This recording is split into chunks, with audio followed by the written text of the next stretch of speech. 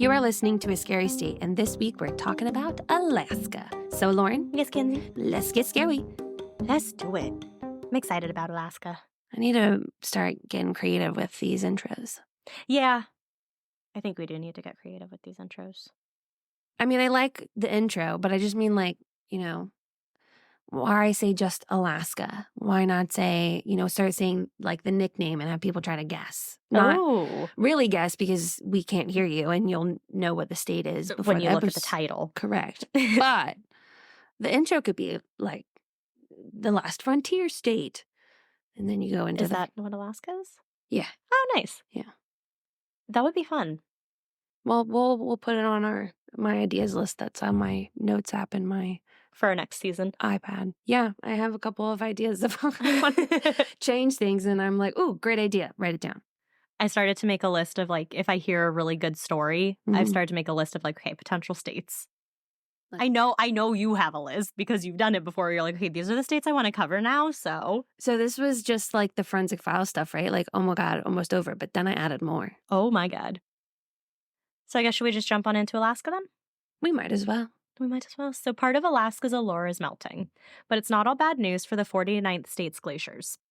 While most of the more than 100,000 glaciers in Alaska are thinning, retreating, or stagnating, Johns Hopkins and Marjorie glaciers are actually advancing, fed by abundant snowfall from the Fairweather Range.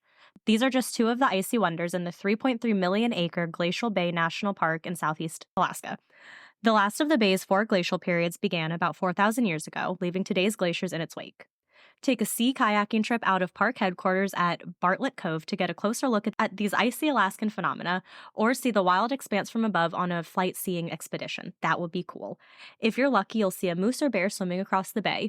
Aww, I knew. I read this thing at work, either yesterday or today, with some article where there's like this really big glacier or like iceberg.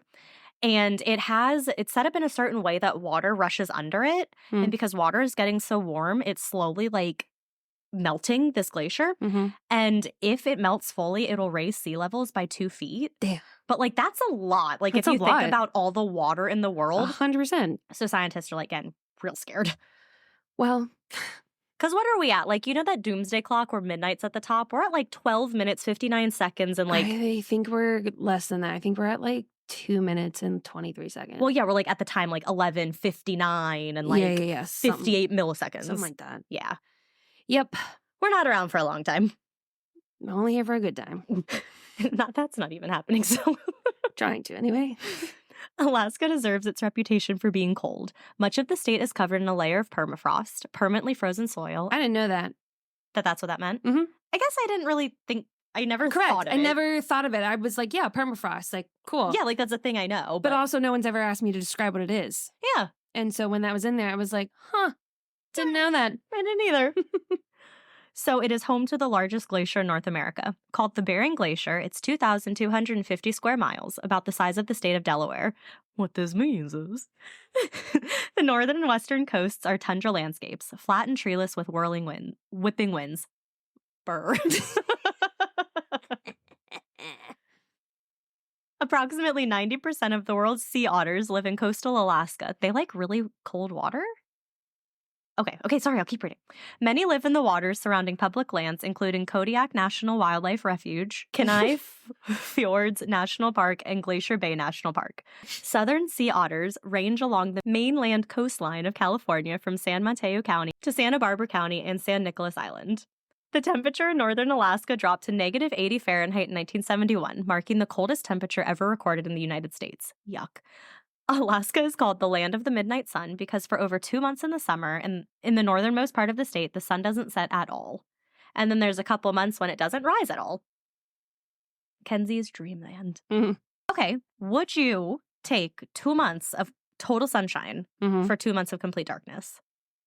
Well, there's a lot of other factors that go into why I wouldn't be in that general area because it's always cold in those places. Okay, but just pretend it's not. Like here, would you take 2 months of complete sunshine for 2 months of total darkness? It's not that I hate darkness. I just don't like it for long. Like, I wouldn't like sunlight for a long period of time, too. It would probably start to piss me off. I don't like anything for too long of a time. Okay. I like it a certain amount. Like I like my sun and moon ratio to be 70-30. Like pretty much what it is now. Correct. Yeah. You know, I still want to see the moon. I still want the night sky. I like the night sky, but knowing that morning's coming. Right. I don't like to see the night sky when it should be daytime. Okay. Like 6 p.m. That's daytime. That's the day. It doesn't become evening until at least 7:30, 8 o'clock. And then it can become night. Except it's been bright out at 8:30 because Joe and I get into bed around like 8:30, 9 o'clock. Oh, yeah, the days are still extending. Yes, I know. Thank you. But it's so weird laying in bed and being like, it is still light outside and I am in bed. Because you're a loser. A loser who has to wake up so early. I woke up this morning. Okay, I've only been waking up for 3 days so far since I got back. Oh my God. It's hard. Don't want to do this for the rest of my life. I'm so tired. I woke up 1 minute before my alarm today. Oh. Like literally 1 minute. I was so mad. That's terrible. I almost like rage went back to sleep for 10 minutes and then I didn't. All right, back to Alaska. The aurora borealis, also known as the northern lights, are bands of brightly colored light that dance across the night sky. They're caused by electrically charged particles from the sun that collide with gases in our atmosphere. Did you see the northern lights when they came to us? No, because by the time I knew that I was going to have that opportunity, it was cloudy. Yeah, that's what everyone here was saying, was like, it was cloudy. And it was raining, so I couldn't see shit. Ugh, that's so annoying. That always happens, like when the big like meteor showers happen, it's always cloudy. Alaska, and particularly the city of Fairbanks, attracts travelers who want to see the incredible aurora borealis. The northern lights season in Alaska starts around mid-August and lasts until mid-April, which is 240 days with the possibility to see the amazing spectacle in the night skies. Those are good odds. Yeah, pretty good chances you'll see them. The required conditions for the northern lights show us that the sky needs to be clear, and Fairbanks is perfect for that. The clear and dark skies are guaranteed 4 out of 5 nights on average. Wow. Mm-hmm. When we say Alaska is huge, we mean it's huge. Huge. At 663,300 square miles, Alaska is by far the largest U.S. state by area. What that means is, no, just wait. Oh, God. Its total size is larger than the next 3 largest U.S. states, Texas, California, and Montana combined. What this means is... You could fit. If Alaska were a separate country, it would go on a list of the top 20 biggest countries in the world. That's so weird. There was like an image of like Alaska on top of like Europe. I've seen and it. It's so fucking It just big. doesn't make sense to me. No. Like on every map, it just looks like the same size as everything else. It's because when we're looking at a map of the U.S., Canada is darkened, Mexico's darkened, right. But Alaska's bright, and it looks like just this thing by itself. Yes. But it's not really. It's attached to this whole other landmass. I know. It's wild. Alaska has 3 million lakes. You didn't say that as if those were written in all caps. Alaska has 3 million lakes. Much better. Yes, you heard that right. 3 million. In fact, Alaska is home to more than 40% of the country's surface water resources. It has 3 million lakes bigger than 5 acres. Well, then that would be all of their lakes. Oh, okay. And 12,000 rivers, along with numerous creeks and ponds. Wow. That's wild. Alaska hits the charts again with the largest national forest in the United States. The forest, called Tongass, is located in the capital of Alaska, Juneau. This vast area of 16.7 million acres is considered to be a must-visit site in Alaska. Tongass National Park is home to numerous unique flora and fauna. On a tour, you can encounter such wildlife as beavers, foxes, deer, moose, or even grizzly bears. Have you heard the rhyme for grizzly bears and bears? If it's black, fight back. If it's brown, lay down. If it's white, good night. Yes, I have heard that. Yeah. But polar bears are so cute. All bears are cute. I know. They just won't give them a bear hug.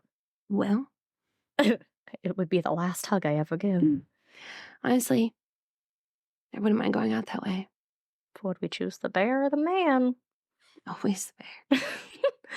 As you have probably heard before, most of Alaska is not accessible by road, only by air and sea. And it's not surprising considering its vast wilderness. What's more surprising is that even its capital, Juneau, is unreachable by car. So how do you get to Juneau? It's pretty simple. Just hop on a plane or take a boat from a neighboring city to the capital. That is a lot of work. Alaska is often referred to as the land of volcanoes because of its seismic activity. The state has over 130 volcanoes. 90 of them are considered to be active, and the last eruption occurred sometime within the last 10,000 years, which sounds like a long time, but it's not. But in the grand scheme of things, it's not. 2 seconds. Right. These active volcanoes can be expected to erupt at any given moment. Dun, dun, dun. Dun, dun, dun. We have a lot of volcanoes in this world. well, at least on this continent, that seem like they're going to erupt like at any moment. Well, there's definitely also, there's also a couple, there's like one, I think in Italy that, I don't know, I think I was watching Unexplained with William Shatner. Oh, yes. That is a good show. And it was talking about weather. And this volcano, I think it's the one that's in Italy. Not obviously Pompeii.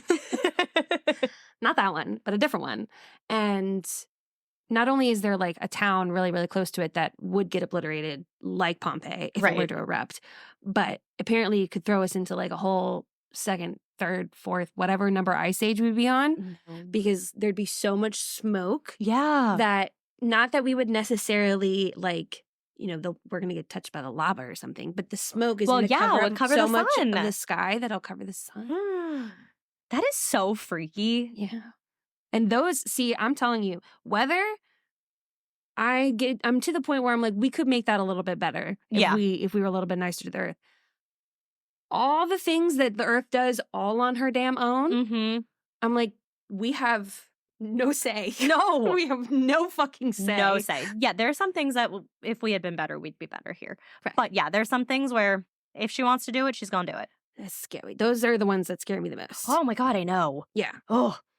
At least weather can be somewhat predictable depending on what it is. Some. Well, they've even gotten better at tornadoes. No, that's good that they can figure that out, but that's so scary. Oh, did you hear, though, that in California they've been having a lot of earthquakes recently? Well, it might be time for the big one. That's what I'm thinking. The rubber band is about to snap. Yeah. Yeah. Oh, God. I would never. The whole time I was visiting there, I was like, it's going to happen when I'm here. This is what's going to happen. Yep. And this earthquake, I don't think it would, but I just want to make sure, and I don't sound stupid. Okay. If you're in a plane, would like a big earthquake affect you?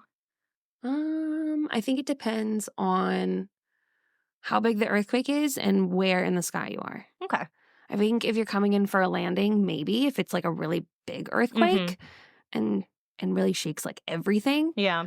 But if it's like something smaller and you're way up there, because I'm like, I know it like obviously is the ground, but I don't know if it like, I'd be shocked if that was a capability of an earthquake to be able to. Well, when you watch San Andreas Fault, the one with the rock, he's in a helicopter and he's getting all shaken over. Well, so helicopters don't go as high as planes, though. Yeah. I'm thinking like if a plane is up at 32,000 feet. Oh, yeah, like cruising altitude. Yeah. Probably fine. I mean, that's what I mean. Like, I think it has to be in very specific conditions. Interesting. For it to, A lot to ponder. Well, yeah, that's Alaska. Yeah. All right, Mackenzie, what do you have for me tonight? I'm so excited. I know you are. Tell me about it. Why? So glad you asked. Lauren, I have a whole script here, okay? Okay, I'm so sorry. I get to talk about otters the whole time. And even better, these otters are scary. So it totally fits with the theme of the show. Mackenzie literally messaged me and she goes, I am so excited for my story. It's a good thing I'm going first. I don't think I would be able to focus. See, when I was typing in like what to look for, I saw the name of your thing and I saw otter and I said, I'm not going to read any more, but oh my God, I bet she's excited. As soon as I saw it, I said, you have to do that. But don't get it twisted. Real otters are not evil. Just your standard apex carnivorous giant weasel. That is also super duper cute. Unfortunately, otters, like many other wild animals, are friend-shaped, but are not our friends. No. At the conclusion of this legend, I will be sharing fun facts about otters to cleanse everyone's palates of scary otters. And Laura might have to read them because if I start to get too excited, then you can't understand what I'm saying. Oh my God. Okay. Today's legend is brought to you by the Tlingit peoples of Alaska. It is believed that the name of this creature is translated to either land otter people or the otter-man of the land. Okay. Traditionally, it is called Kushtaka. Side note, I did look up pronunciations. I found semi-conflicting reports, so I went with my gut. Okay. I watched a video and a native shaman said Kushtaka with an emphasis on the kush. I have heard others say it as Kushtaka with an emphasis on the taka. I'm going to go with the first one. Okay. It is important we learn a bit about the Tlingit nation before exploring one of their most infamous folklore. Their traditions and beliefs will shed light on how this story most likely took form. The Tlingit nation, indigenous to the Pacific Northwest coast of North America, particularly Alaska. Thank goodness. reflect a deep connection to their environment, a structured social system, and a rich spiritual life, all of which continue to be integral to their identity and cultural preservation. The Tlingit Nation's belief in animism and reincarnation highlight a worldview where the spiritual and physical realms are intricately connected. I like that. The Tlingit believe that all elements of the natural world possess a spirit or essence. This includes animals, plants, rocks, rivers, weather phenomenon. Each being is interconnected and has its own life force. This belief in the spiritual essence of nature fosters a profound respect for the environment.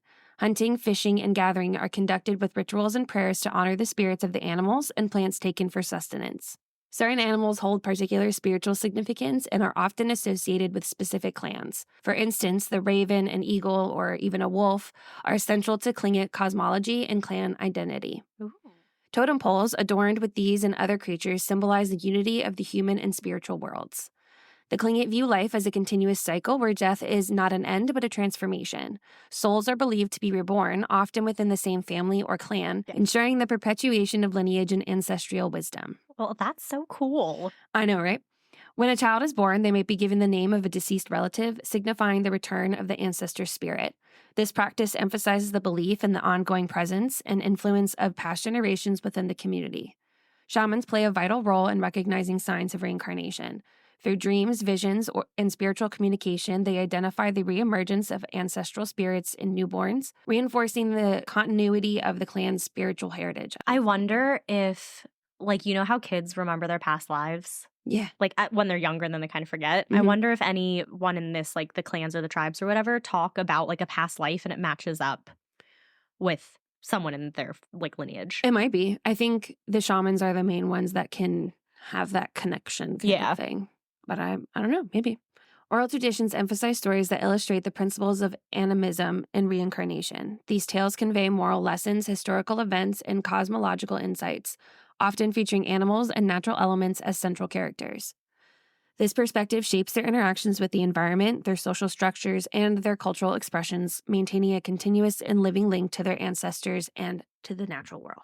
The Tlingit peoples believe that the Kushtaka are shape-shifting species of otter that is rumored to spend a lot of its time trying to lure unsuspecting humans away from their homes in order to turn them into a Kushtaka. Oh. Because the Tlingit have such strong beliefs about reincarnation, this is worse than death. Oh, yeah. Becoming a Kushtaka prevents them from achieving reincarnation. However, if the otter-man decided not to turn you into one of them, they will just simply tear you to shreds. Oh. Yeah. Okay. The Kushtaka are primarily considered evil tricksters that lure Tlingit sailors far offshore to die by imitating the cries of an infant or screams of a woman, and they also prey on small children. Oh.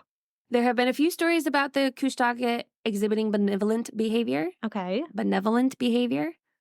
Okay. Some have told of the Kushtaka saving individuals from freezing to death in the Alaskan wilderness, but they are typically referred to as mean and best to stay away from. Okay. So picture this. You're walking through your village, hunting in the woods, fishing in the river, and a person or a group of people approach you. These people look just like your family, people you know and trust. Or maybe you're lost and injured, and they say that they're there to rescue you. But little do you know, they are really the Kushtaka. So do they look like your family members, or they just kind of look like people who would be part of your whole tribe, clan? They can. They can look like people you... So some say they can turn themselves into people that you know, and that's how they get you to follow them. Oh, my God. Yeah. In reality, they will lead you deeper into the Alaskan wilderness to rip you into pieces. Or worse, turn you into a Kushtaka. Ugh, damn, lost my spookiness there. Or worse, turn you into a Kushtaka, which will prevent your soul from being able to reincarnate. Dun, dun, dun. Luckily, there are ways to protect yourself from the Kushtaka. They can be driven away by copper, urine, sometimes fire, but your best option is human's best friend, a dog. Oh. The Kushtaka are supposedly terrified of dogs. Oh, good. Alaskan mothers are said to have been fond of this legend because they would tell their children to keep them from wandering too far from home. Yup. If you ask Native Alaskans today, they still regard the Kushtaka as a boogeyman that you do not want to encounter. Many of the well-known Kushtaka experiences are located in Thomas Bay. It should also be noted that Thomas Bay is within the boundaries of what is considered the Alaskan Triangle. Yes, which we've covered in our first Alaska episode. Available wherever you get your podcasts. Our first story comes from the natives who lived in the area before the Europeans' colonization. The Tlingit called Thomas Bay the Bay of Death. Oh. Because the village on Thomas Bay was completely buried by a large landslide. Oh. Ew. Over 500 Alaskan native people died in a natural disaster that was believed to be the work of the Kushtaka. From that day on, it was dubbed the Bay of Death.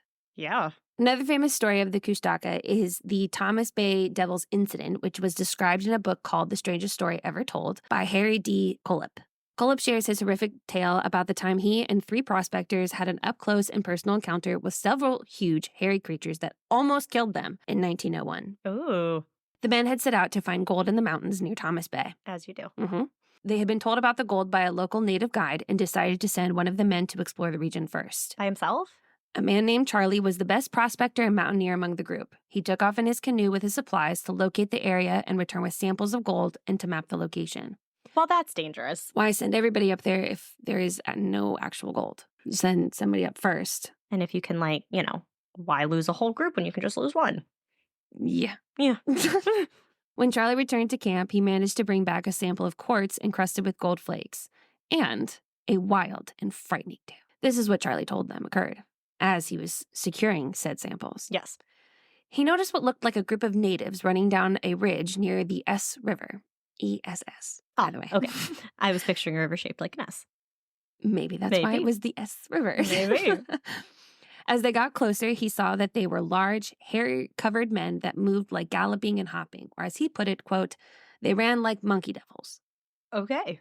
These horrible creatures had very coarse, matted hair, smelled repulsive, and had welts and sores all over their bodies. Yeah. He told the other men he almost didn't get away. He claimed that they were on his heels right up until he jumped into a small canoe and rode away so fast. So fast. He ran away so fast. So fast. So fast. When I was reading this, you know what I was imagining? What? When it talked about right on his heels and do you remember what's that game? Tomb Runner or whatever? Oh, yeah. That's what I pictured. It's that game. With, those giant monkey creatures chasing the character. Anyway. But he ran so fast. He rode so fast. Rode so fast. He rode away so fast. So fast. He even had deep scratches on his back to prove the encounter occurred, saying that they had claw-like fingers that didn't look anything like he had ever seen. No. Charlie refused to ever return to that place and was said to have gone back to his home almost insane from the experience. Kolb shared another story of a Kushtaka encounter by a trapper and his dog in 1925. The well-known trapper and his dog made their way through the mountains near Thomas Bay. As the trapper was laying down some traps for small game, his dog took off into the woods. The man called for the dog, but it never came back. Even when it got dark, the dog never came out of the woods, so the man returned to his camp for the night. When he returned to the area the next morning, he found the majority of his traps to be ripped apart, while others were sprung or untouched. Mm-hmm. There was a series of footprints that appeared to be a mix between a man and something with long talons. Ew. The man was an experienced trapper and knew about different animal tracks, but these were something completely different than anything he had ever seen. Because his dog had not returned, the trapper wanted to go for another search for his canine companion the following day. According to the other trappers at the camp, the man left the next day, but never returned. Oh, no. There was a search party to look for him, and they even told other trappers and mountain men to look for him when they went up into the mountains. Mm-hmm. But he nor his dog were ever seen again. Oh, no. Something to note, which we'll come back to later. There are varying opinions on whether the strangest story ever told is really about the Kushtaka encounters or possibly Bigfoot. Oh. Some say that they're the same, but natives are very adamant about the fact that they are not the same. Yeah, I mean, if you're describing it as a big otter-like thing. Correct. Exactly. So there have also been some sightings and experiences from locals and visitors in the more recent years. Like recent as in when? In 2007. In 2007, Diana Lynn Tucker and her husband saved up enough money to go to Alaska for the summer and rented a vacation home. Oh. I know, right? In July, they had some friends come up and visit from Texas. It was a beautiful day, and Diana and her friend Cherie decided to go on a walk. There were a few options of paths they could take, but decided on the most woodsy trail. Diana recounted, quote, next thing I knew, everything was silent. Oh. It was like the nightmare came to life. Diana realized she was all alone because somehow she got separated from her friend Cherie. How do you get separated? And tell you the story as I heard it. Okay. Okay? Don't ask questions because I don't know how to answer. Diana looks up and suddenly sees a bunch of big black birds sitting in the trees. Because she had been separated from her friend, Diana was vulnerable to an attack from the Kushtaka. Diana is frantically looking around for her friend and can't find her anywhere. She becomes frozen in fear. She said it became very dark as the blackbirds circle around her. One of the birds, the one that was actually the Kushtaka, turned into a giant blackbird, making one of Diana's greatest fears come true. When Diana was a child, she had older brothers, and together they watched, quote, this very famous movie about these big blackbirds that were just evil. What's it called? The birds? What did I tell you? What? Don't jump ahead? No, I said don't ask questions. Oh, sorry. Okay. I don't know. That's what she said. Oh, I didn't know if you were going to get to it. It's probably the birds. This Hitchcock movie. Don't ask questions. Okay. Just for this part. Okay. Seeing this movie created Diana's biggest fear, large black birds. Yep, and that'll do it. On Quest TV, they had an episode that followed Dr. Lance Hightower, a cryptozoologist, as he searches for evidence of the Kushtaka. Andrew Goff was an investigative journalist interviewed for the episode who said that the Kushtaka typically prey upon your worst fears and that it has the ability to peer into your soul. Ooh. Thankfully, Diana ends up escaping with her life. She found her friend, and her friend was clearly worried about the state Diana was in. She was freaking out and all cut up and bleeding. Mm-hmm. Her friend thought she might have fallen down somewhere. Diana couldn't even put into words what she had experienced deep in the woods. When Diana came in contact with a native elder, she said that the woman looked at her with, quote, the fear of God in her eyes, like she had seen the devil. The woman asked Diana if she had been touched by the Kushtaka. She said that the fact that Diana had survived it meant that she had a strong soul and there was possibly a bigger purpose for her in life. Oh. Diana said the encounter with the elder woman was very validating in her experience, that something really did happen out there. Mm-hmm. Diana said, quote, I know it happened because I have the scars to prove it. Oh. An eyewitness featured on Missing in Alaska, Alex, told a story about going for a run along one of his favorite trails. As he was running, he sees in the distance a man who looks like a good friend of his. He starts to run towards him to catch up and keeps shouting at his friend to wait up for him, but his friend didn't respond. When Alex stopped running, he saw his friend charge into the woods. Oh. The guy decided to call his friend to figure out where he was going so he could meet up with him there. However, when he called his friend, the friend said that he had been at home and had not been out running along the trail. No. Alex could hear that his friend was not winded, Right. which wouldn't make sense if he was just running. Mm-hmm. After Alex hung up, he got a very strange feeling that something wasn't right and got out of the area as soon as possible. Oh, I just like that image in my head is so creepy, like someone running and then darting into the woods. And I'm also like, keep that feeling and then apply it to every human being of a certain gender that you see, and that's why you stop going out at night. There's also a story on Alaska for Real by a person who I believe is a local blog writer. He shares a story about going with his dad to turn on a pump. Okay. No clue what this means, he did not clarify. But it seems like a routine activity for him to partake in. I mean, at my grandparents' old house, they had a pond, and we would go turn on the sump pump often just to get the water moving. I don't know. I have no idea. I doubt they have that kind of a pond in Alaska. It probably freeze, but No, and it doesn't seem like it's on his land specifically. Oh. I don't know. Right. Yeah. I had to put the disclaimer because the pump kind of comes up and you're confused. Okay. But I don't know what it is either. So All right. You're going to stay confused. Stay confused. Yeah. He shared, quote, I put down Bjorn Dill's book, Haunted Inside Passage, that chronicles the myths, legends, and mysteries of Southeast Alaska. Strapped on my 44 and headed out into the heavily overcast, misty day. Remember, he's a blog writer. Oh, right. Yes. Bjorn's book focuses quite a bit on the Kushtaka, the Tlingit boogeyman of Southeast Alaska. With a sense of wanting to get the chore done quickly, I headed for the pump sitting on top of the roaring dam. Maybe it has to do with that. Maybe. The creek was deep with a heavy current, and I stepped from rock to rock. Up next to the cascading dam, my jeans immediately got saturated, and I reached for the box that shelters the pump. I paused. On top of the box was an 8-inch long section of fish cartilage from possibly a very large halibut. No. How on earth did it get there? Frowning, I removed the box and went to start the pump. Again, I paused. The pump was all set. The run switch was on, the choke was fully open. That didn't make any sense. I never left the pump like that. So what had? I started the pump and then headed down the beach to get away from the noise. I called my dad on my handheld VHF. Don't know what that is. Have you been over here? I asked. Did you do something with the pump? He said he hadn't. I looked around at the broad open expanse of the bay in front of me and the heavy, damp woods encircling me. I didn't like the weight of it behind me and headed further down the beach where I could see in all directions. That doesn't make any sense, my dad said when I explained. It really didn't. It was too early for the summer people to be up here or the kayakers that often visited to be wandering around in the woods messing with the pump. There was literally no one but the three of us, don't know who the third person was, Right. for miles in any direction. It's the Kushtaka, I said, thinking of Bajorn's book, and it left that fish cartilage to mark its territory, to leave a message. And just like that, I understood how Southeast Alaskans had so many strange and eerie stories to tell that Bajorn had written about with a combination of self-deprecating humor and thoughtful reflection. This place is full of mystery and danger and the faded remnants of old tragedies and the evidence of doomed attempts at civilizing the wilderness. That book kind of sounds like something right up our alley. 100%. So there also were comments on some of the blogs and things like that. So these are people sharing their stories. Ugh. This first one is wacky, Okay. but it's fun to think that, like, well, I'll tell you what it's fun to think after I'm done reading it. Okay. So it comes from someone named Luke McCardant. I saw another Luke on a different one who was like also kind of emphatic, which makes me feel like he's somewhat telling the truth. Okay. So he says, they are active here in Haines, referring to the Kushtaka, especially within 8 miles around Klukwon. But they have some range and one showed 23 miles away in Haines in broad daylight, a few hundred feet from shore. It stared my friend right in the face. It really upset him. It wasn't like anything he has seen. They often come in with the fog. They run impossibly fast, more than 16 miles an hour. So fast. Super fast.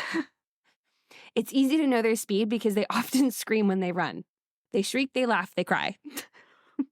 A good indicator is that it is a Kushtaka is the behavior of dogs. Your dog's personality changes dramatically when they are around. Dogs are without a doubt the best protection from them. Fire keeps them away, but not far enough, in my opinion. Oh, Bubba. There is also a black snake-like Kushtaka that is rarely seen or mentioned. It is about 1 meter wide and 10 meters long. Oh my gosh. It contains the souls of hundreds of captives thrashing and grinding their teeth in agony. It is obscenely dark, but may not be malicious, but don't trust it. It is crazy that such impossible things exist in this modern world. I think shamans used to use them as a source of supernatural power at the expense of horrible internal suffering for others. It angers me that everyone is too scared to talk about the truth of the Kushtaka. So then he comments again about a month later. Oh. And he says, I felt I needed to add the antithesis based on recent information I've been given because my previous comment does not paint a complete picture. It is true, some of them are scary in appearance, as I have previously described, but not all. In fact, they're as varied as human beings. As people have said, they were once humans. Really, the only similarity I have found between them is that they are spirits with water affinity that identify with the name Kushtaka. They have their own hierarchy, their own watery heavens and hells, the snake, of course, being a hell. Yeah.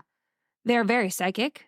Their actions adapt to the thoughts of their interest, and they are interested in those who are interested in them. They have some control over unaware human minds. They seek positive or negative attention, but are offended by attention that invalidates them. Aren't we all? Yeah.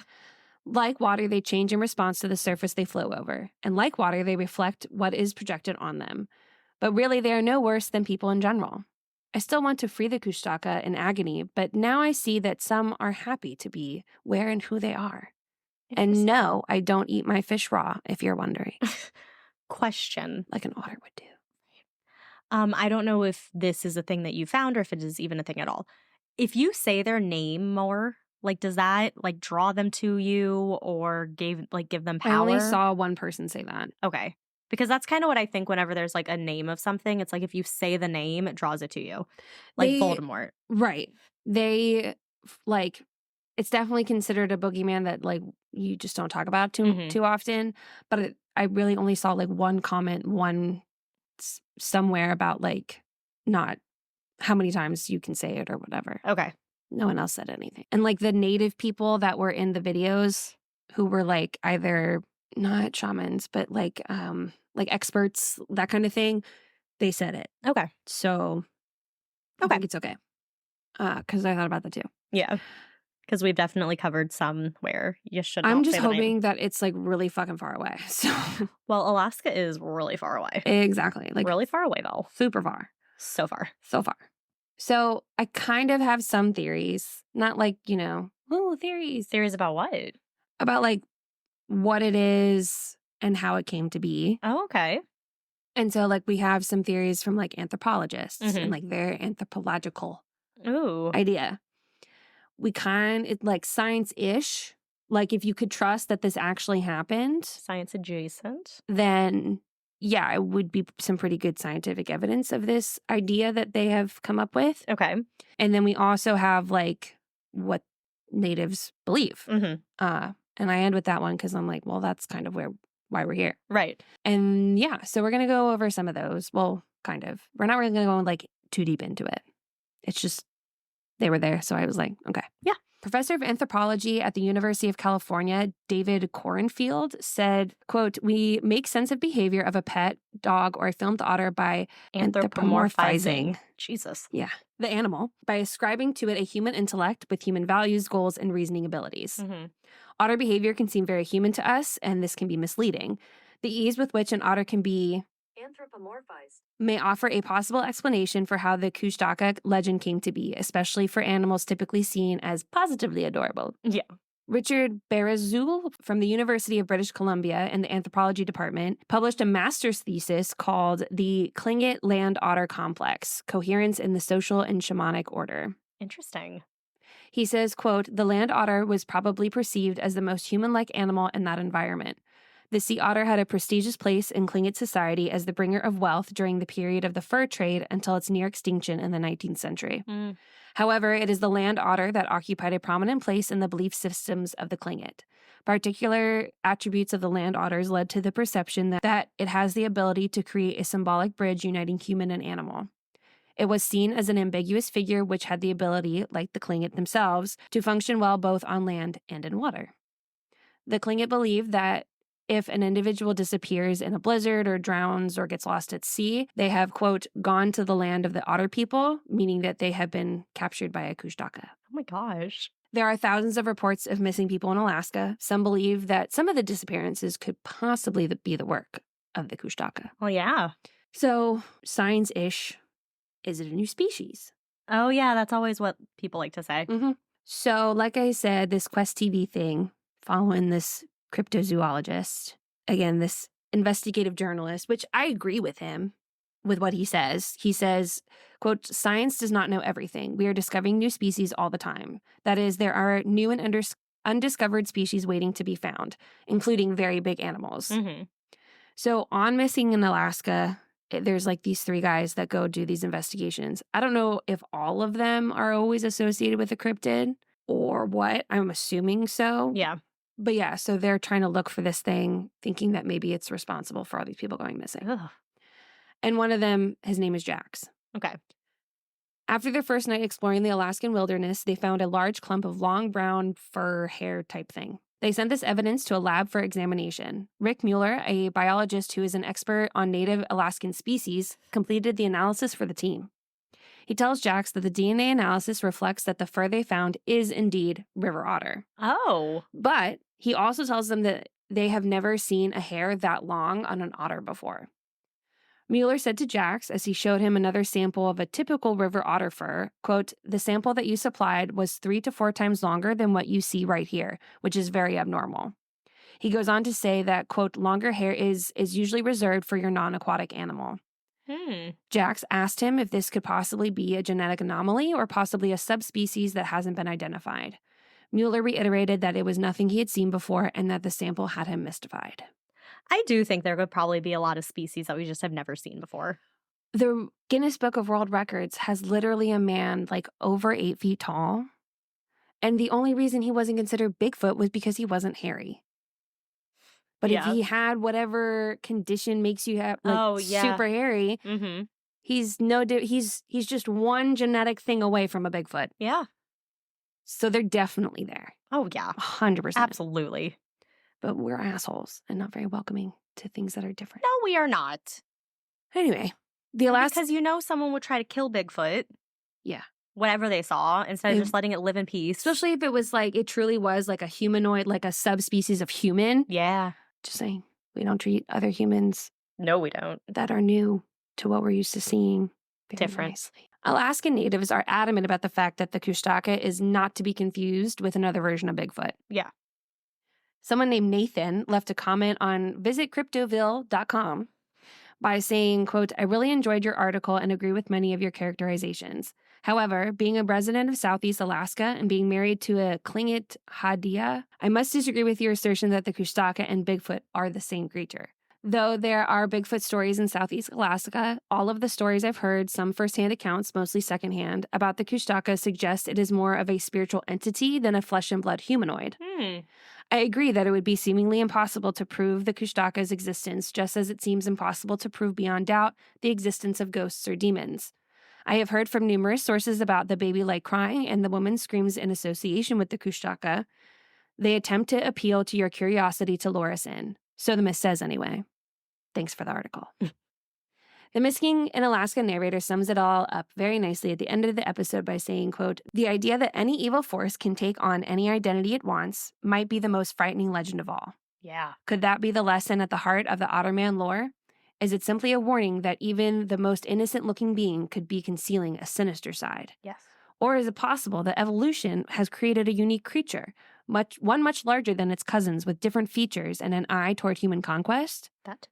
Either way, buried somewhere within this legend could be one more reason why people go missing in Alaska.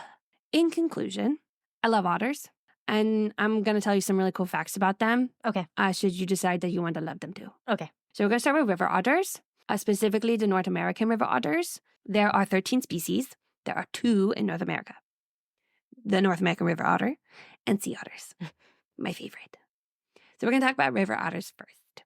They're semi-aquatic animals, and Wikipedia says aquatic and semi-aquatic mammals are a diverse group of mammals that dwell partly or entirely in bodies of water. They include the various marine mammals who dwell in oceans, think of a dolphin, as well as various freshwater species such as the European river otter. Oh. River otters prefer water surrounded by woods and with wetlands such as marshes nearby. They can stay underwater for up to 4 minutes. Oh. They hunt underwater by using their sensitive whiskers, and as they dive, they can close their ears and their nostrils to keep water out. Oh, that's cool. The North American river otters, like I said earlier, are apex predators, so that they are at the top of the food chain. Yeah. The Chesapeake Bay Foundation says, just like sharks, the presence of otters can often be an indicator of good water quality and ecosystem stability. Oh, good. The role of apex predators is to help control populations of smaller animals that could otherwise take over an area and throw the whole ecosystem out of balance. In fact, one of the biggest threats to river otters is humans in the form of pollution and habitat degradation. What are we not the biggest threat to? You know? We are even the biggest threat to ourselves. Exactly. In the wild, they live alone or in pairs, but do get together in small social groups to play. Oh. And when they travel across land, they'll take a few steps and then they slide on their bellies. And it could be mud, it could be snow, it doesn't matter. They just slide on their bellies. I have a video of otters slide when I went to the aquarium. Oh. That was so cute. So the sea otters, my favorite. The sea otter is the largest member of the weasel family, yet the smallest marine mammal in North America. Oh.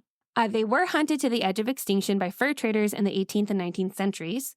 The few remaining otters, about 2,000, scattered in remnant colonies throughout the North Pacific Rim, were first protected by the International Fur Seal Treaty in 1911, and then later, the other, Endangered Species Act, blah, blah, blah, blah, blah.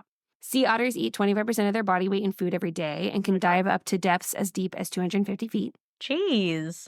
So to answer your question from earlier, sea otters have the thickest fur of any mammal. Their fur contains between 600,000 to 1 million hair follicles per square inch. Oh my gosh. So they don't have any blubber because their fur is so thick. Yeah. And they're constantly grooming it because it helps, the air will get stuck in and the heat will get stuck by their skin, and that's what keeps them warm. Oh.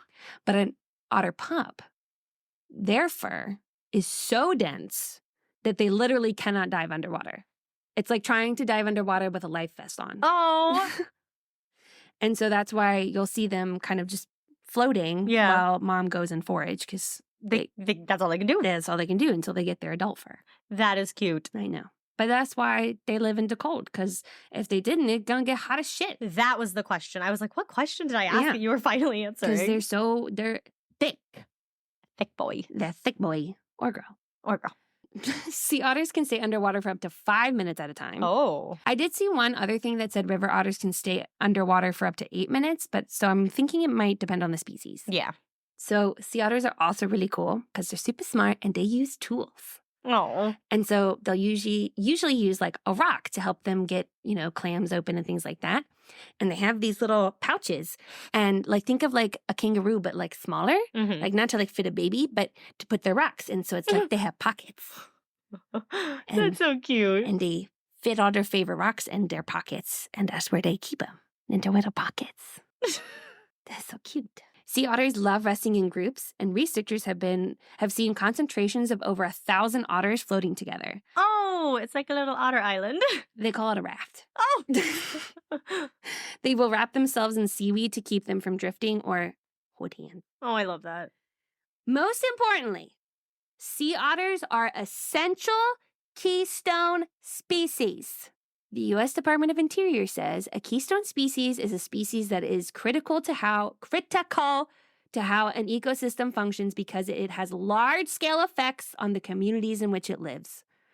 Along the Pacific coast, sea otters help control the sea urchin population. Oh. Fewer sea urchins, in turn, help prevent kelp forests from being overgrazed.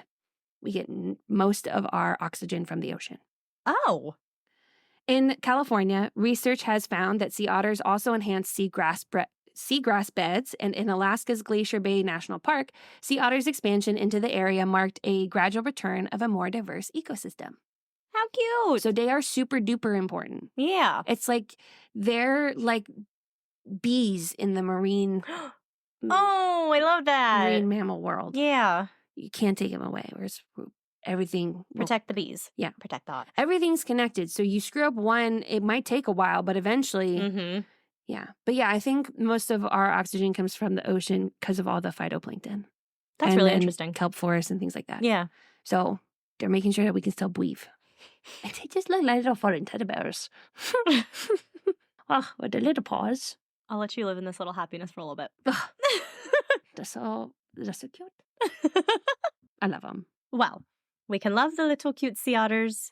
We can be wary of the, what are they called? Kushtaka? Yeah, those are river otters. So yeah, I will even be the first to say that those are the ones that are technically known for being mean. And they're adorable. But some of them are like, there's like one that's like fucking huge. And I'm like, you're not cute. You're a little scary. Because I was going to ask you, like, the otters are so cute because they're so little. Would you like these big, like, human-sized otters? No, I only like North American river otters or like the European river otters, because they're just like the long, lanky ones. Yeah. They're like a wet weasel. Yeah. So I like those ones. Those are the good ones. But we don't like the big ones. No, it's like, it's a little misleading because it's an otter, which like, okay, cool. But it's also like, okay, when you hear leopard seal, you're like, oh, a seal. But really, a leopard seal is fucking scary as hell. Yeah. Like an elephant seal. Ew. That too. Yeah. See? So like things like that. Yeah. Yeah. That's kind of what this one is. I don't remember its official name. Just know it's real big. Real big. Real big. But yeah, I'm pretty sure sea otters are only here. In North America? Yeah, I think everywhere else it's some variation of a river otter. Oh. I could be wrong. Don't quote me on that, but I'm pretty sure. I'm surprised you, of all people, don't know the answer. Well, I didn't realize it until I was reading this, and it was like, there are 13 species of otters, and we're going to talk about 2 of them, the sea otter, but they just said the sea otter, and then the North American river otter. Oh, okay. So that's why context clues told me. Right. I mean, it would make sense because they were almost extinct. Yeah, that would make sense then. So they're probably not widespread. Right. So, yeah. Well, nicely done. Nicely told. Thanks. This is an interesting one. I know, right? It's fun. I was actually kind of impressed, like how many experiences I could gather. Yeah. Like, yeah. They're the ones, obviously, that always come with the legend. Of course. And then there were like, almost every video I clicked on, they interviewed somebody that had their own experience with it, whether or not they were from Alaska. That's like wild. What's her name? Diana? Mm-hmm. She's from Texas. Yeah. So. That is wild. Yeah. Well, nicely done. Very interesting. And of course, all the amazing otter facts. Well, and that's why at the end I said that you could love otters if you want to, because like I could understand if it is part of your culture that these guys are scary, that you might not like them. And that's okay. Yeah. That's okay. So I understand. They make me happy. And that's all that matters. Pretty much. But nice palate cleanser. Thank you. What small, spooky tea are you pouring, Lauren? Well, okay, first off, because you gave me such a big huff about the devil's chair last time, I looked more into devil's chair this time. from Kansas. Oh. The well. Okay. Literally, there's not much going on with this thing. So it said that anyone who sits in the devil's chair, which is now an actual chair located at Alma Cemetery, they'll be cursed by the ghost of that evil, mean farmer, the one who was pushed down the well. Oh, so the people who disappeared We don't ever get any. could be. It could have been that they were cursed by the ghost. Right.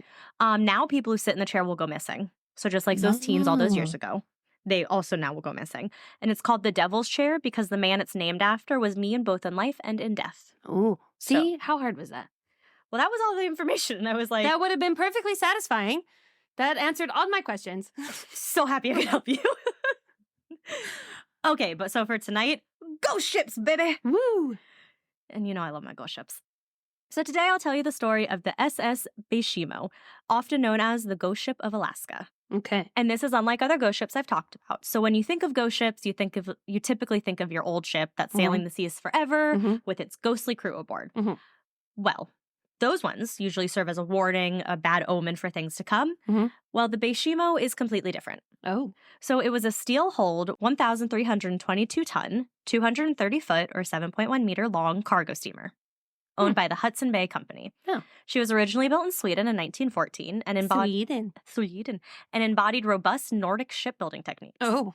This was important because everything around this area were really harsh maritime conditions, and this kind of shipbuilding allowed it to be able to excel in those. Okay. So the Baychimo was used primarily to trade pelts, like when you were saying.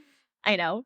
In Inuit settlements along the Victoria Island coast of the Northwestern Territories of Canada. So a lot of this talks about Canada because, again, Alaska didn't become a state until the 50s, was it?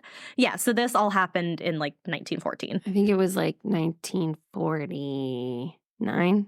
So yeah, well after this. Yeah.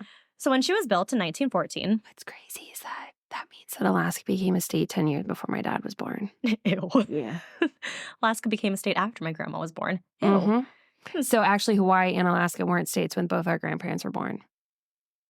Weird. Yep. I read one, it was one of the presidents was born under a different flag than he served under because it would have had less states on it. That makes sense. Yeah, isn't that weird? Yep. Okay, so back to the ship. So when she was built in 1914, she had been named the Ingermuddelfen and had been launched in Sweden. So it's a Swedish name. So yeah. Her name was a reference to one of the longest rivers in Sweden, the Angerman. But it's literally written Angerman. So she was used for trading routes between Hamburg and Sweden until World War I. Throughout World War I, she continued to serve Germans' Baltic posts, protected by the Imperial German Navy. After World War I, what? I didn't realize you said army. Oh.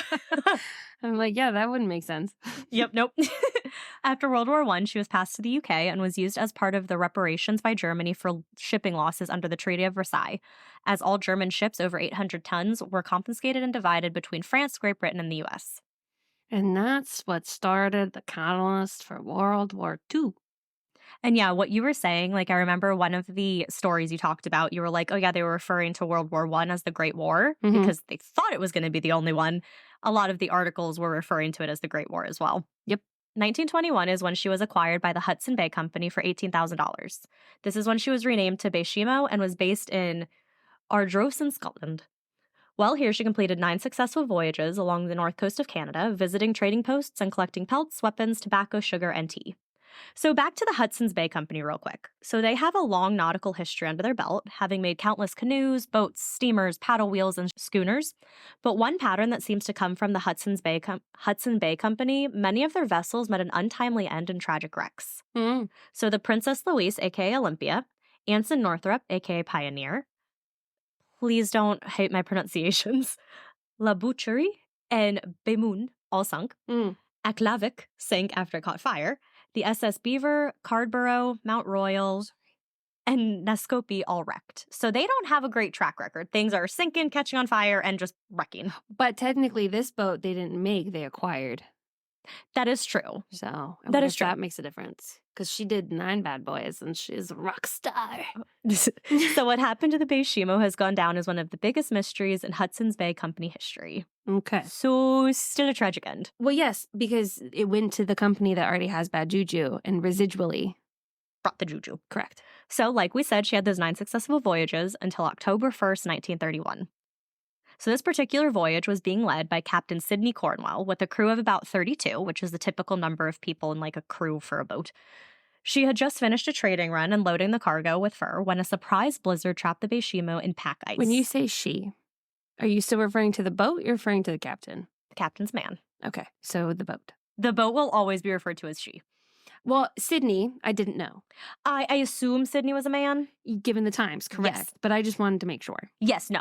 Man, captain, female boat. Okay, cool. So pack ice is ice that isn't attached to a land shore or any other fixed object, and it can be moved along by winds and sea currents. So when it's driven together with more ice, it sometimes can form a large single mass, which is what is known as pack ice.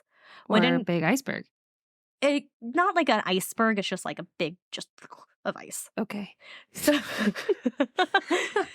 So wind and currents can keep piling the ice up to form ridges that can reach dozens of meters in thickness. So one of the bad ones... So how's this not an iceberg?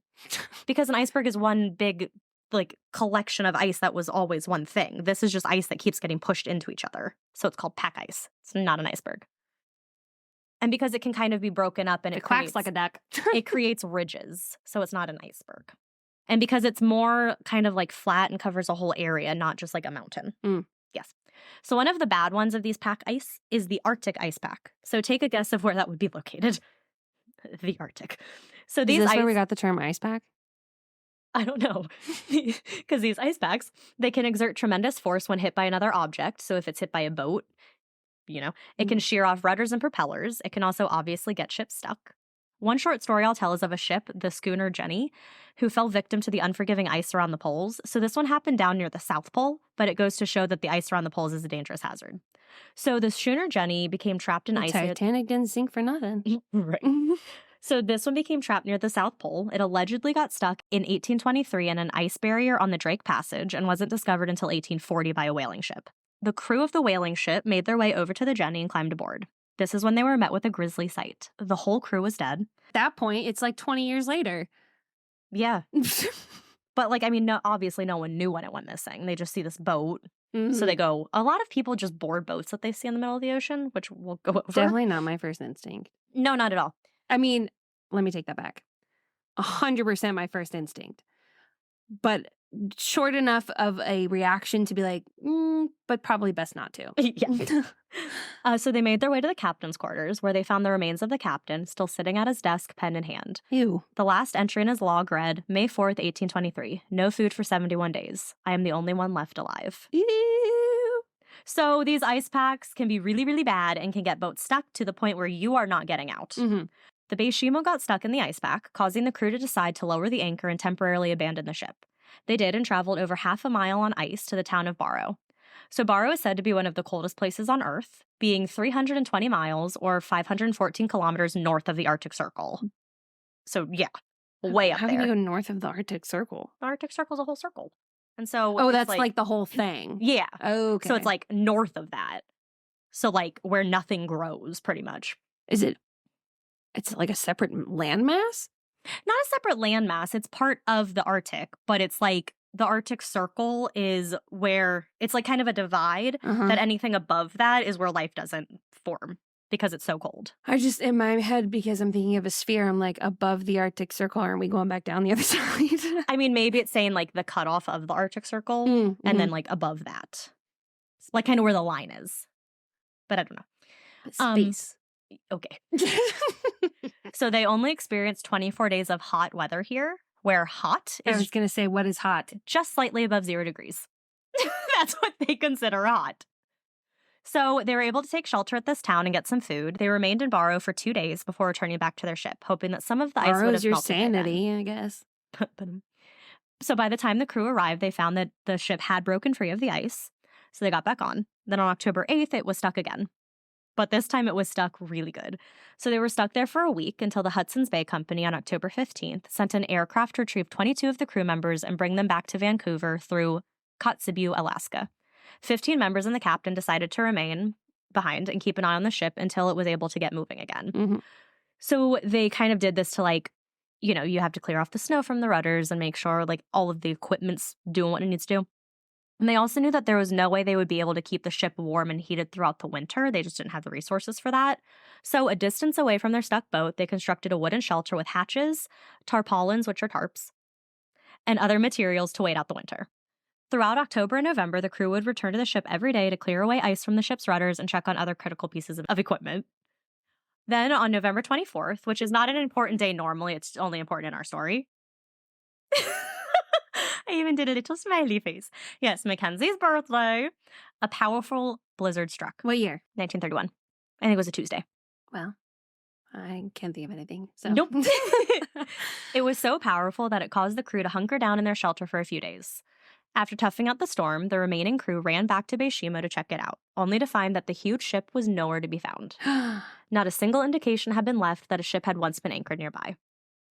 Yeah. What? The skipper concluded that during the blizzard, the Baychimo must have broken free of its capture on the ice, then was broken up and sunk in the storm. So they all deemed this to be, this is the conclusion. Okay. However, just a few days later, an Inuit seal hunter told the skipper and Captain Cornwall that he saw the Baychimo about 45 miles or 72 kilometers away from their current position near Skull Cliff south of Burrow, meaning it hadn't sunk in the storm after all. So the 16 men, so the 15 men and the captain, proceeded to track down the ship. When they found it, they boarded the ship and took a look around. Quickly, they realized the significant damage that the ship had endured during the storm, and they knew that it probably didn't have a chance of surviving the winter. They decided to retrieve the most valuable furs from the cargo hold at a value of about $58,000, which would be a little over $1 million today, which they would have to transport by air to its final destination. And because they didn't think it would last the winter, the men abandoned the Baychimo. Captain Cornwall and his remaining crew were flown back to Vancouver in March of 1932, where they filled out paperwork and filed it for the loss of the vessel and what cargo had to be left behind. So, kind of what you do when you can't have your ship. Mm-hmm. So we know that the Baychimo did not sink after all, and for several decades after, it sailed on without a crew, with there being numerous sightings of the ship. With it being abandoned, people have tried to board her several times, but each time they were either unequipped to actually salvage the ship or they were driven away by bad weather. You know what it makes me think of? In the movie A Day After Tomorrow, when New York City is flooded and the boat floats in, but then New York City freezes. Mm-hmm. And it gets stuck. Yeah. Yeah. That's what it reminds me of. And what's weird is, like I said earlier, it takes 32 people to man a ship. Mm-hmm. This one is now just kind of on its own. Which is it wild. Literally just floating? Yeah. That's it's weird. just moving on its own. But it's not getting, I don't know. It's able to keep going even though there's no one on board taking care of it. Okay. Which is weird. Yeah. So her sightings include, just months after disappearing, she was seen 300 miles or 480 kilometers to the east of its original location. January 1932, she was spotted near the shore, and a few months later, she was seen again around the same place. In March of 1932, shortly after the crew had filed the information about the loss, she was seen floating peacefully near the shore of Alaska by a man named Leslie Melvin, who had been traveling to Nome on his dog sled team, which we covered. I covered that. I did her on. In March of 1933, a group of Inuit found and boarded her. But as they were aboard, a freak storm passed through, trapping them on board for 10 days. Damn. I know. She said, I've been lonely. You're going to stay here.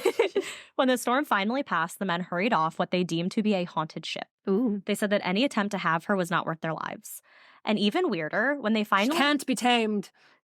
She can't be tamed. Even weirder, when they did finally get off, they realized that they were somehow transported 250 miles away from their original boarding location. Wow. So the storm or something had pushed them far. Hell yeah. On August 11th, 1933, she was only 12 miles off the settlement of Wainwright, Alaska.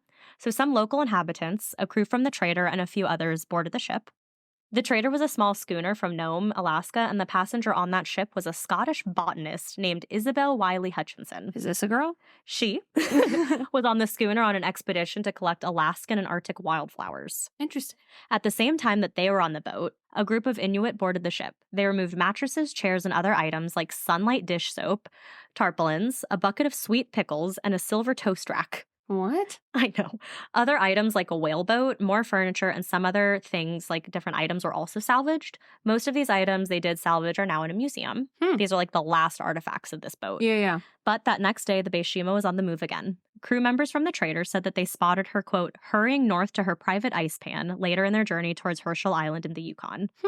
So they see her one day. They go back to their ship. The next morning, she's gone. They continue their journey, and then they see her. Yeah. Between 1933 and 1935, she was spotted a few times, always off the Alaskan coast, but just too far away to be salvaged. Mm. In November of 1939, she was seen again by Captain Hugh Polson, who boarded her in an attempt to salvage. But ice floes started to come in and he was forced to abandon. She was spotted numerous times over the next few years, but always managed to elude capture. The last sighting of the ship took place in 1969 by a group of Inuit, 38 years after she had been officially abandoned. Wow. The group found her stuck in the pack ice of the Beaufort Sea between Point Barrow and Icy Cape in the Chukchi Sea off the northwestern coast of Alaska. I know I said that wrong. I'm sorry. Sound good to me. They even mentioned that she seemed to be in good condition, which is wild considering how long she had been roaming and all of the stores that she had endured. Yeah. The ghost ship that roamed on its own was well known and quite the mystery to all who lived in the surrounding areas. So much so that in 2006, the Alaskan government began work on a project to solve the mystery of the ghost ship of the Arctic. Oh my. That same year, Anthony Dalton wrote and published the book Baychimo, Arctic Ghost Ship. The book provided a description of every myth and fact surrounding the elusive boat. He wrote, quote, "It would seem likely, then, that the ice finally tired of ferrying Baychimo endlessly through the domain and squashed her. The end would not have been pretty. Ships crashed by ice rarely go quietly. The encroaching ice distorts the hull with uneven pressures, stealing its integrity and making it scream in agony." Oh my God. I know.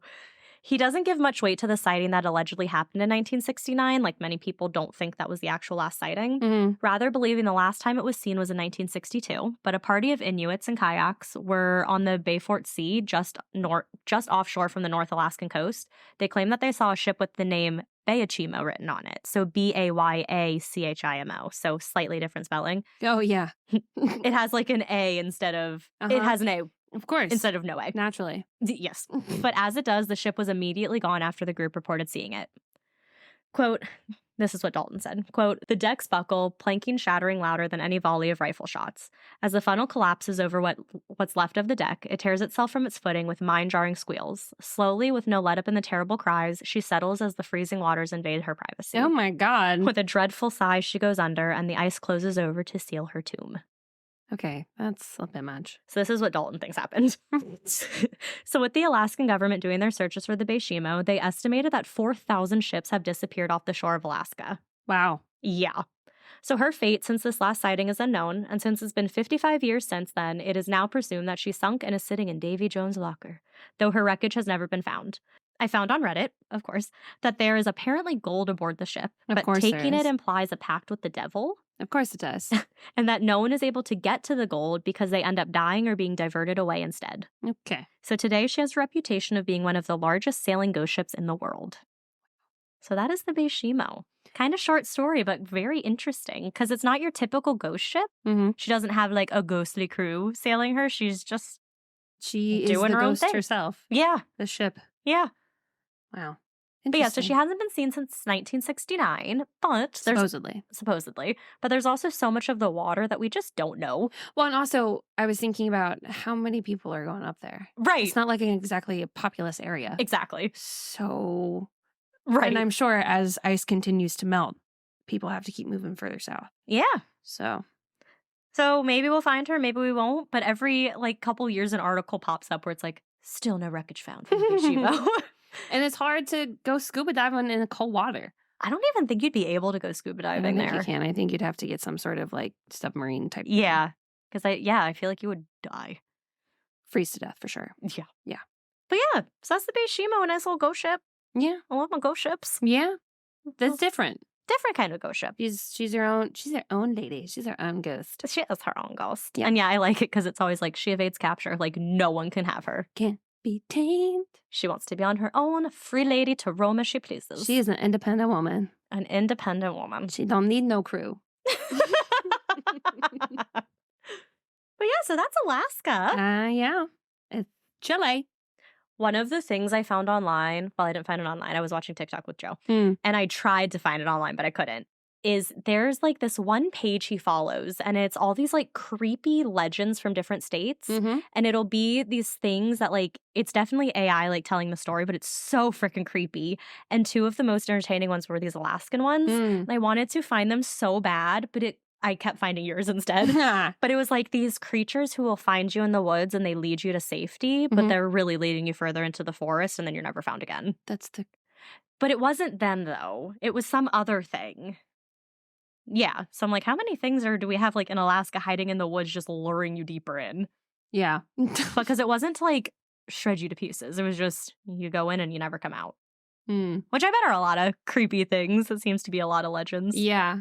They don't kill you. They turn you into one of them. Yeah, that's the worst. How do they turn you into one of them? Doesn't say. Interesting. I wonder if it's kind of like a werewolf thing where they bite you. I was thinking that too. Like, or like vampires. Mm-hmm. I hope not. And like the Windy Boys, because I don't want to say their name again, they kind of force you. Well, one of the ways you can turn into them is cannibalism. So if you're forced into a situation where you have to become a cannibal, that's kind of what they do so that you become one of them. Mm-hmm. I definitely would just rather be bit. Yeah. Yeah. No, Or scratched like zombies. Yeah, no psychological torture needs to happen. Except let's talk about zombies real quick. I know this is way off topic. Okay. If you get bit by a zombie or scratched by one, you turn into a zombie. That's like the lore.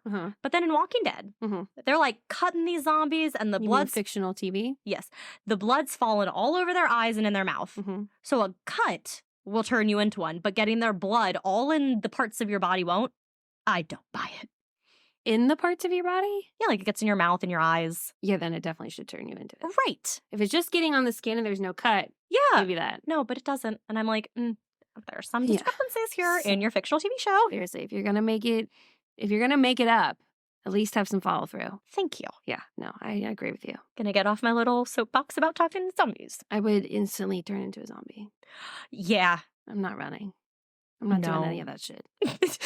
My life was already too stressful to begin with, and I just got it unstressed. And so if a zombie apocalypse type shit happening, I'm like, no, I already did this once in my first life. I'm not about to have a second life in some apocalyptic world. Bite me. Do you know how... Bite me. Do you know how many guys I talk to who are like, I love the apocalypse. Like, blah, blah, blah. It's like... Every single one of them. You think you would survive until there's actually a zombie in front of you. I don't know if you would. I wouldn't even try. I don't know. Nope. I would not even try because I hate running. And to have to actually run for a legitimate reason, I'm like, I'm already feeling like there's always an impending doom at any given time in my life. And so then for there actually to be one. Right. Your mind just couldn't handle it. And I'm like, no. It's one thing when I can tell myself every once in a while, being silly. But yeah, zombie life's not for us. No. No. All right, so this is the part that everyone skips through, but rate and review us, follow us on all the things. Oh, a couple shout outs if you're still listening. We have a new follower. His handle is Squeaky Wade. And he's a new follower that is committed, likes all of our posts, likes all of the stories. So very much appreciated. Hint, hint, wink, wink, nudge, nudge to the rest of you. Be more like Squeaky Wade and the rest of our loyal followers in the sense of they like everything. And then also thank you, Bryn Diesel, for your amazing podcast review.